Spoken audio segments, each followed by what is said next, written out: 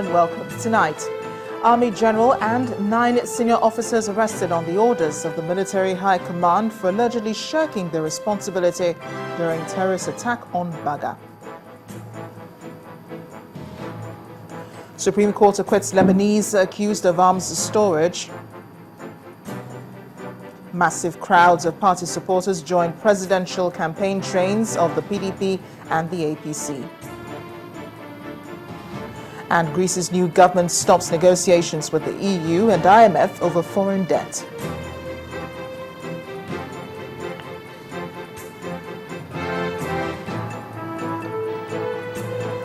And on Business News tonight, the Naira strengthens by 1.1% against the dollar due to the central bank's intervention and dollar sales by oil companies.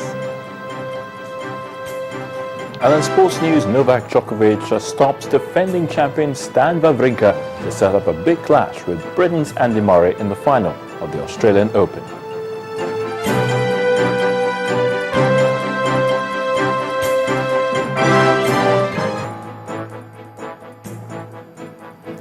We'll begin tonight with what could be sabotage of military duty, as more than 10 senior army officers, including a brigadier general, have been arrested and are telling the military hierarchy what they know about the Baga attack by the insurgents group Boko Haram.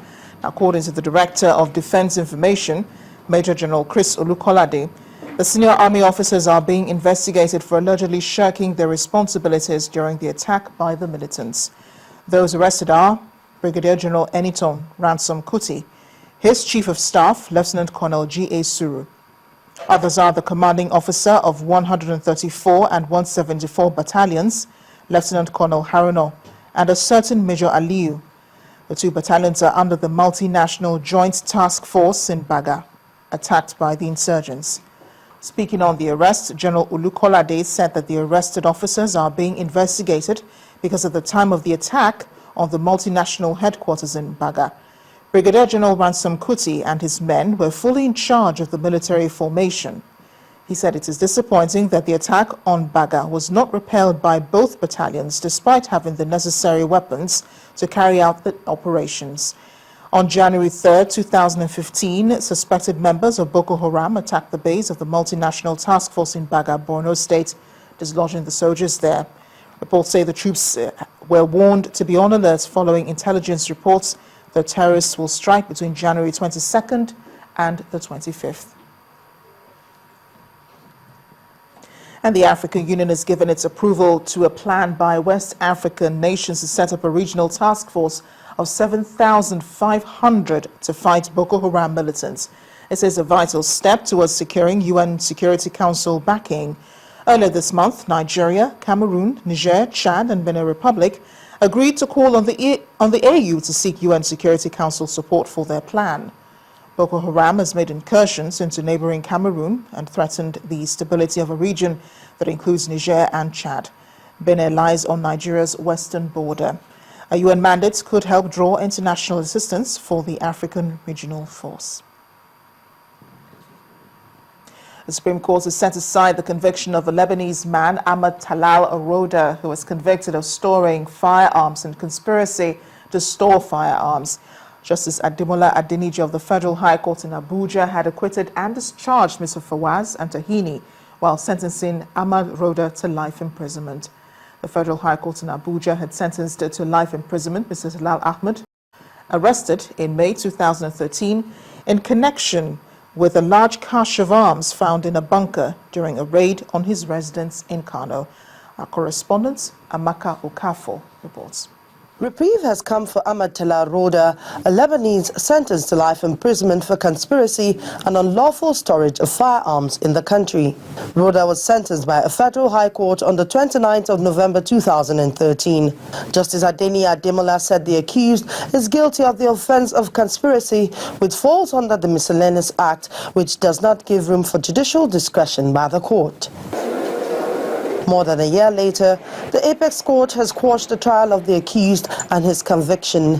In a unanimous judgment, the Apex Court held that the Federal High Court Abuja Division had no jurisdiction to try Mr. Roda and should not have tried the accused at all. According to the court, except for terrorism offences, an accused should be tried in the Judicial Division of the court where the alleged crime was committed. On the issue of his conviction, the court held that it was done under a law not contained in the charge before the court. What the court said is that the Federal High Court in Abuja shouldn't have tried Talal Roda at all, and that his conviction by the Court of Appeal under a law not contained in the charge is wrong, and the proceedings before the trial court as well as the Court of Appeal was set aside. So to all intent and purposes, Talal Roda is a free man. Reacting to the ruling, the prosecutor said the ruling of the Apex Court is final and should be obeyed. The Supreme Court has spoken, and there is nothing I can add. The state has done its job, and the Supreme Court has spoken, and that's all. Rather, the accused was tried under Section 1, subsection 14A of the Miscellaneous Offences Act, and the Apex Court says it contains no provision for conspiracy. With this ruling, Mr. Ahmed Roda has been freed of all charges against him. Amaka Okafo, Channels Television News. We turn to the campaigns now. President Goodluck Jonathan has said the status of the Maritime Academy in Akure Ibom State will be upgraded as soon as he takes over office again. The president said this during the PDP's presidential campaign in Uyo, the Akure Ibom State capital. Loretta Chogo reports that the PDP presidential campaign train also hit Cross River State.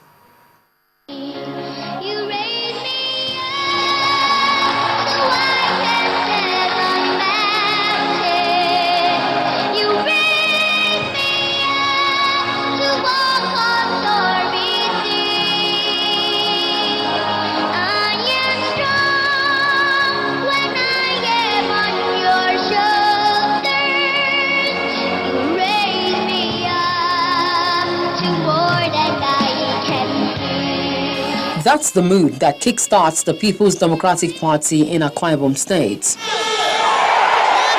The 30,000 capacity of the Ibom International Stadium is filled to overflowing. Party leaders mince no words in assuring the President, Goodluck Jonathan, of a 100% vote from the state. Not photocopy. And when it was his turn to speak, the governor of Akure Ibom State, popularly known as an uncommon transformer, steps out, flanked by his colleagues in other PDP states and party stalwarts. Governor Godswill Akpabio says this is not the time to change guard, but to move the nation forward. He says the Goodluck Jonathan administration has started a developmental process in all sectors of the economy that needs completion by saying. He speaks with so much passion. Mr. President, there are certain offices that require certain qualifications. If you want to be a military man to shoot gun, you don't need qualifications. Oh yes.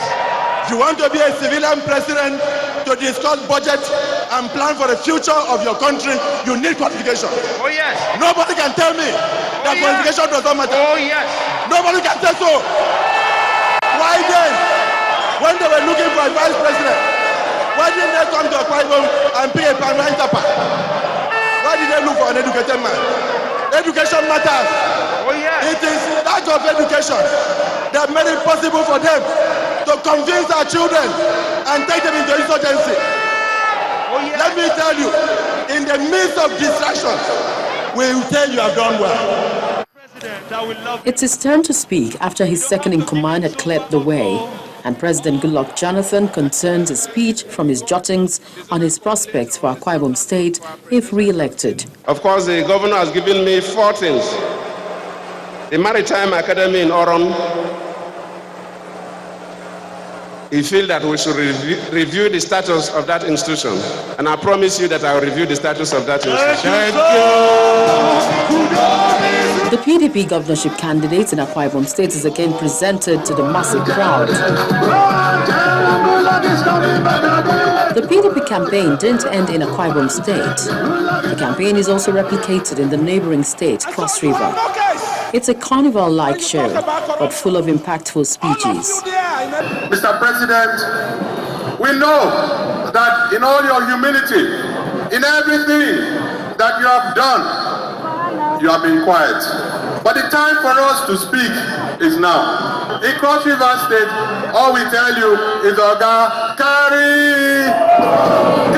The Calabar Free Trade Zone is working very hard, and with our new industrial policy, where we are manufacturing cars in this country, the Calabar Free Trade Zone, like the Vice President mentioned, about the companies that are already manufacturing electrical appliances there and transformers, we will continue to encourage that.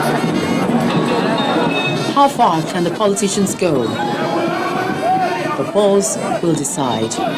Loretta Chiogo, Channels Television News.